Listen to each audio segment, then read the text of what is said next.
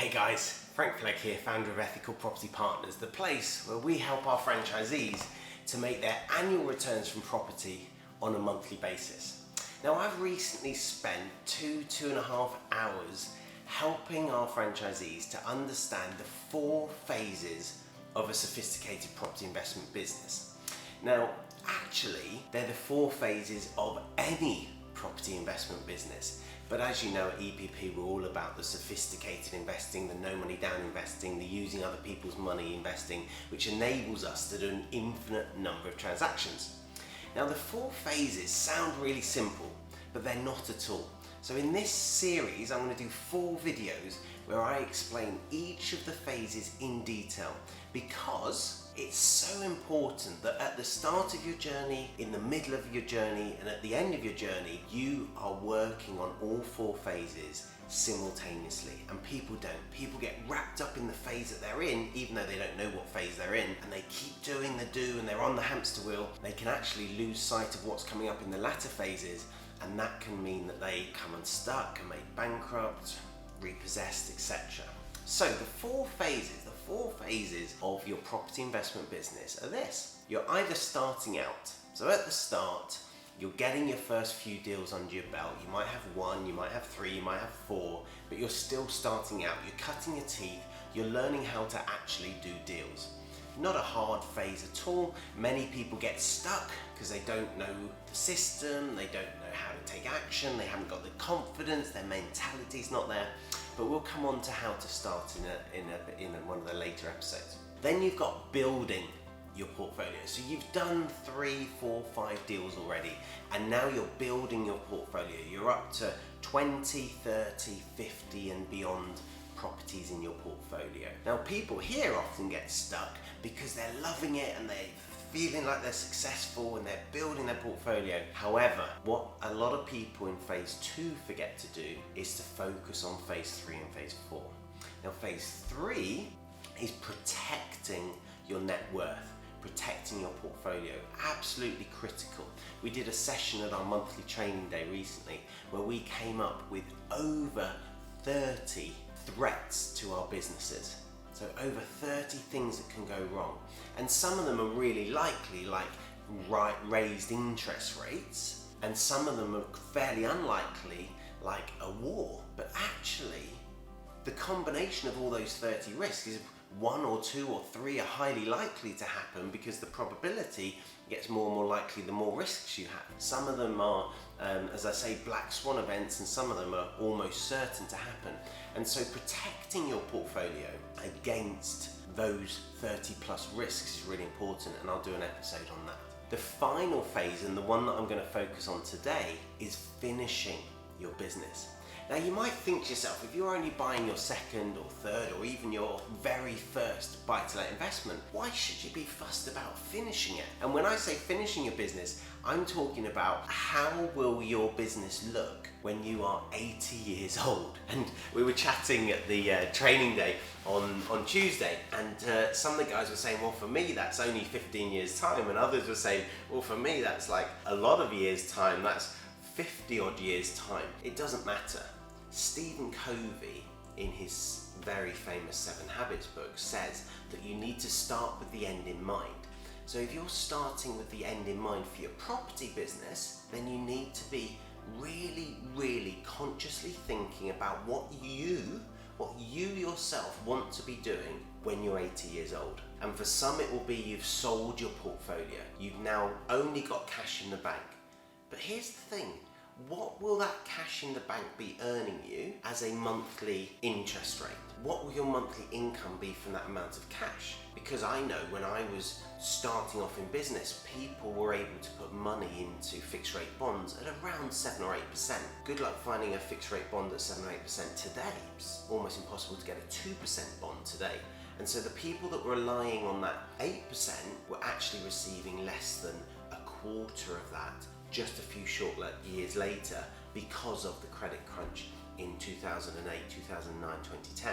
And that comes into the protecting your net worth and protecting your cash flow and your standard of living. And so how much money will you have from selling your portfolio? How many properties will you have when you are finished with your business? How many hours a week will you work when you are finished with your business? For me, I will never finish working in property. Nothing fills me with more dread than the thought of waking up in the morning and the only thing I've got to do that day is walk to the newsagents and buy a newspaper. I think retirement is over anticipated and under enjoyed, quite frankly. And so, do I want to be working as hard as I work today in 40 years time? I'm 39. So in 41 years time, do I want to work as hard as I am today? No, I don't. But will I still want to be doing deals? Will I still want to be meeting people? Absolutely. Now, I probably won't be doing a deal a month. I might be doing a deal or two a year. They probably won't be massive deals. I certainly won't be betting the farm in my 80s. But will I want to keep my mind sharp? Will I want to keep active? Will I want to have a purpose? Absolutely I will. And we had a discussion on Tuesday about how many hours that is. And for some people it was 3 or 4 hours a day. For some people it was 3 or 4 hours a week. For some people it was 3 or 4 hours a month. And you need to decide what is right for you. Now, you don't have to then set it in stone and not change it for 30 or 40 years. But you do need to decide on it today so you know what you're aiming for. You can course correct later. But unless you know what you're aiming for, you're just wandering. You are directionless. And so you're not going to end up where you want to get to if you're directionless. You wouldn't get in the car, turn the sat-nav on and not put in a postcode and just hope to drive around and arrive at your destination. That would be crazy. But that's what people do in their lives, and that's what people do in their property businesses. And so when you're thinking about finishing your business, how many team members will you have? How many properties will you have? What kind of monetization strategies will you have on those properties? Will you have any lending on them? So one of the guys on Tuesday said that he wanted 300 properties unencumbered, and he wanted to have a business that was flipping, I think he said 4 properties a month. And after we discussed that, we discussed it in quite depth. We spent about 20 minutes as a group of us, about 15, 16 of us on Tuesday. And we went into quite some depth. And at the end of that discussion, he realized that the business that was going to be flipping the properties was going to be really complicated. It was going to need a CEO, it was going to need quite a lot of management and leadership, and actually wasn't going to make tons and tons of money. Whereas the business, and he would probably keep getting sucked back into it, and he didn't want to have to work in that business. He was one of the guys that was happy to work like a couple hours a day. The other business, which was his portfolio of 300 properties, he realized that actually his standard of living on unencumbered properties would probably be hit by about 100 properties. You know, what he wants in his life, what he wants to be able to spend and give to good causes and live the life that he wants to live when he's 80 would actually be hit quite easily by 100 unencumbered properties. So he realized that he was aiming for this and incorporating all this complexity, whereas actually if he just focused on this, he'd be absolutely fine, and perhaps he could even rein that in. Now he's decided to keep it at 300 properties because he's worked out that he only has to buy X number of properties a year and he'll hit 300 quite easily. Then he needs to start refinancing off mortgages to get them on to, sorry, not refinancing. Then he needs to start paying down those mortgages so that when he's 80, they're unencumbered properties. And that's the key. One of the greats, I think it was John Paul Getty from the States, one of the great entrepreneurs of the last century, I think, said that there is no better investment than unencumbered property, because it goes up in value and you get an income from it. And if you don't have lending, then there's practically zero risk from it. And that's why most people, when they wrote down their finished business, were saying that it was unencumbered property. Now for you, it may not be 100 properties or 300 properties. If you think about it, an unencumbered property, depending on where you are in the country, can be anything from £350 odd a month to several £1,000s a month. But if we just pick £1,000 a month as an average rent for an average area, how many £1,000s a month do you need to see you through your retirement? You might think to yourself that my standard of living is quite modest. I only need £10,000 a month to live on. It's quite easy to spend £10,000 a month, but you know, if you're not into your fast cars, you're not wanting to go on 5-star holidays all the time, and you're not into your watches and your bling, 10 grand a month is pretty livable, is a pretty good standard of living. That's 10 unencumbered properties.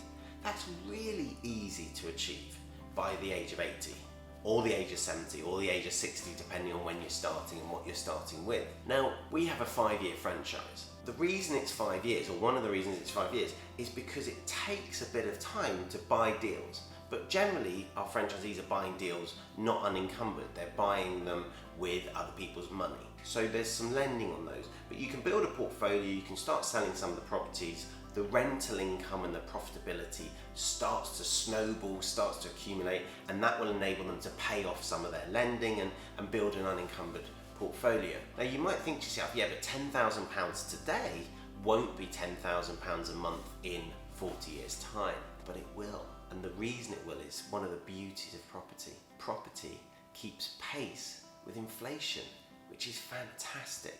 So if a loaf of bread today is £1 and the rent on a property is £1,000, and in 40 years' time a loaf of bread is £2, rent on the property is most likely going to be £2,000 because the cost of living goes up, inflation goes up, the consumer price index, etc.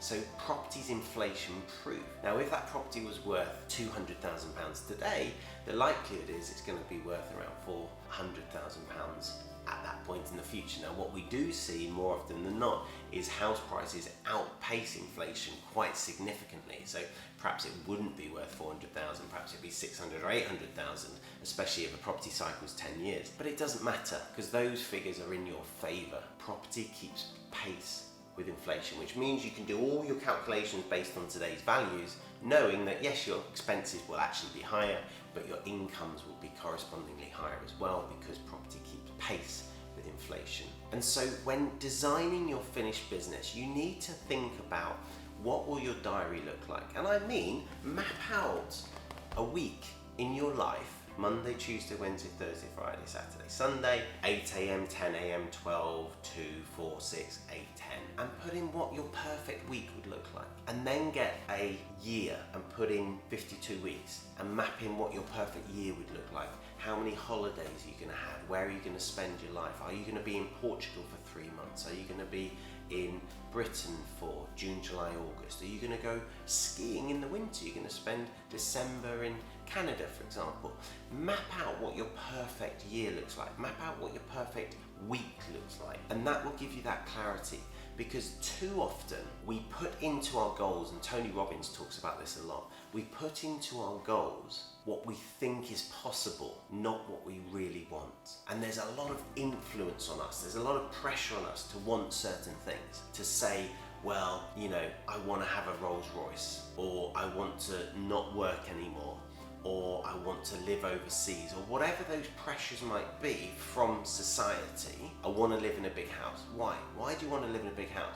What if you just lived in a 1-bedroom flat and actually could retire 20 years earlier? Would that be worth it to you? I talk about my dad sometimes.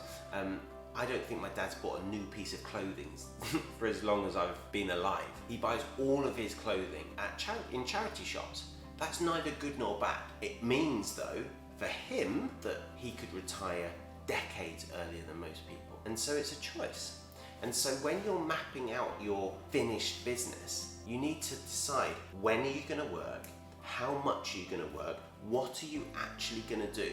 So whilst you're building wealth, you might want to have HMOs in your portfolio, you might want to have serviced accommodation, you might want to be doing rent to rent, you might have some really time intensive strategies, you might want to do flipping, you might want to do development. But when you're 80 years old, you're probably not going to want a business that is that complex, because you're probably, even though you may have team, and if you don't have team, you're probably going to have letting agents and subcontractors doing the do for you. So you're probably just going to have a strategic impact on your business. You're probably not going to be that heavily involved in operations. And if you think it's not possible, so you say, no, I'll still be involved. The letting agents can still phone me if they need to talk about a boiler, or they need to talk about, you know, a tenant being evicted. Think about that for a minute. Is that what you really want? Whilst you're in Canada for December, do you really want phone calls from your letting agents saying, Freddie bought too many toys for his kids, so he hasn't paid his rent. Do you want us to serve a Section 8, or would you rather that just got sorted for you? Would you rather someone else made that decision and at the end of the year you just made your 200 grand, your 500 grand, whatever your figure is that you want in order to be able to live? And so please, when you're doing this, think from the perspective of what do I want, not what do I think is possible. Because I'll be honest with you, anything is possible given 40 years. Just let that sink in for a minute. Anything is possible by the time you're 80. And if you're sat there thinking I'm 65, I haven't got 40 years, don't worry about it. I'll be able to find you someone in the world that was in a worse situation than you are right now, from a financial, mental health, physical, whatever you believe your limiting factors are. I will be able to find you someone in the world that was worse off than you right now are and achieved what you're thinking is impossible before you want to achieve it. And that is a really powerful thought. And the one that comes back to me over and over again is Colonel Sanders, forget the guy's pronunciation of his name, the guy that started Kentucky Fried Chicken, KFC. He was in his 60s. He went to hundreds of chicken restaurants, chicken joints, and basically said, I've got a better recipe for chicken than you have. Do you want to franchise my chicken recipe? And any of you that have been in franchising, obviously I'm in franchising, I consult and help other business owners to get into franchising and help them to transform their businesses into franchises. Anyone who's got any experience of franchising knows that's a tough sale. And unsurprisingly, in his 60s, he had to go and see a lot of restaurants, hundreds of them. But look at his legacy now. Look at the success he's had in turning that one little chicken recipe into a global brand. Unbelievably successful, unbelievably. And so it doesn't matter if you want to make £1 million. It doesn't matter if you want to run a marathon. It doesn't matter if you want 300 unencumbered properties. It's possible because someone has done it. I think it was Einstein that said, whatever can be conceived can be created. And I think that's true. And it's certainly true in your property business. So, how much are you going to work? When are you going to work? What will you be doing? It doesn't matter if you've used all this time-intensive, energy-intensive strategies to create your wealth. You can then sell them off, simplify them, repurpose them as single ASTs in order to have a simple business that doesn't require your direct involvement, doesn't require any reactionary time whatsoever, only prophylactic time, only time that you choose to invest in the zone on the business when you choose to invest in. Who will you have working for you? If you have no one working for you, you're going to do your own tax returns, you're going to deal with your own issues, you're going to have to chase solicitors. Is that what you want for yourself? Wouldn't you love to have a PA working for you 8 hours a day, just making your life easier? I have a full-time PA in Serbia. She's phenomenal. She reads my emails for me, she sorts out insurances for me, she liaises with my team, my solicitors, my letting agents, my bookkeepers. She just makes my life easier. It's fantastic to have people doing the work you don't want to do, doing the work you're not very good at. I'm not very good at checking my emails every day. So what I get is she reads them for me, she responds to the 95% of them, and the few each week that I need to respond to, she pops in a special inbox that sits there ready for me to read. I get a little WhatsApp message, Frank, there's an email in there. It needs reading before Friday this week. When you have a finished business, you need to work towards that. You need to decide what you want because anything is possible. So that is phase 4. If you haven't done this before, go do it now. It's not a 5-minute exercise. It might take you half an hour. It might take you half an hour today and then you spend another half an hour next week refining it, but it's never finished. Don't think, well, I don't know, so I won't start. No, you have to start. You have to start somewhere. And then your subconscious mind will start thinking about what you've written down and you'll start to get some clarity. Where do you want to live? What do you want to spend your time doing? I know that I will want to exercise every day for the rest of my life. I love exercising. I also know that I want to do some work every day for the rest of my life.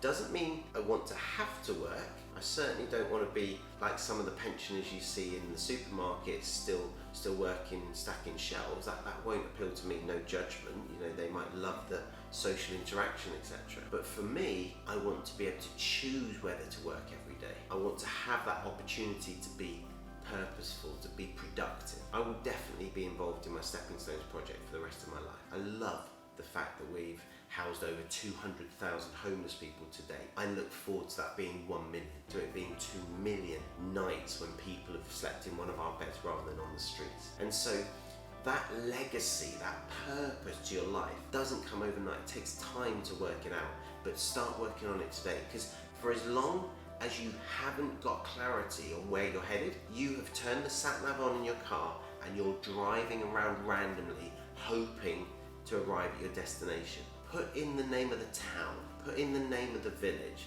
You can put the street name in and the exact postcode later, but start headed in a direction, because otherwise you're just meandering. And the problem with meandering is you're never going to get to where you want to get to. So that's finishing your business, guys. That's phase 4. In the next episode of this 4-episode series that we're putting on for you, I'm going to work backwards. So we've done finishing, which is phase 4. We're going to look at protecting your net worth. So during the journey from where you are today to where you are when you finish your business, aged 80 or 90 or 100, how are you going to protect your net worth? How are you going to protect your portfolio? There's a lot to it, and you can start protecting it tomorrow. I'll see you in the next episode. Until then, happy investing.